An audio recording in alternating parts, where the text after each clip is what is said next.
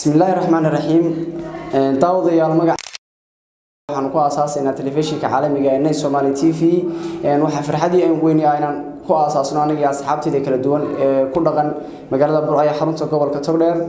daawadayaal telefishinka caalamiga ee Somali TV waa telefishin aan imka ka aasaasnay magaalada Burco ee xarunta gobolka Togdheer halkaas oo nagala socon doontaan social media qaybihiisa kala duwan sida Facebook-ga YouTube-ka waxaanad ka heli doontaa warbixinaha kala duwan ee maxay toolay caalamka iyo geeyga ay soo degto oo dhan halkaas nagala socda assalaamu calaykum waraxmatullaahi wabarakaatuh assalaamu calaykum ana Bakar Sahraxiis waxaan kamid ahay asaasayaasha channelka cusub ee Nine Somali TV waxaad nagala socon doontaa warar dhameystiran barnaamijyo sidoo kale xogo daawadayaal ku xidhnaada subscribe ta iyo like ta naga ilaawina waxaad kala socon doontaan macluumaad dhameystiran بسم الله الرحمن الرحيم السلام عليكم ورحمة الله تعالى وبركاته مقاعد محمد كينان وحن كفر حسن هاي أنا جي دانيرتا أساسني تلفزيون عالمي قالنا سومالي تي في واحد لي هاي واحد كل دوتان تلفزيون عالمي قالنا سومالي تي في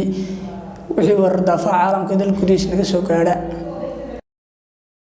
magacaygu waa Nimca Maxamed Xamuud Nimca Sagal waan ku faraxsanahay inaan kamid noqdo bahda Nine Somali TV assalaamu calaykum waraxmatullaahi wabarakaatuh maanta waxa farxad noo ah inaan ka tirsanay bahda telefishinka Nine TV asaastay habeenkani caawa ku asaastay magaalada Burco ee xarunta gobolka Togdheer midiyahan oo la jaan qaadi doona midiyaha casriga ah waxaad nagala socon doontaan baraha iyaga bulshada kala duwan Facebook YouTube Twitter Instagram TikTok iyo waliba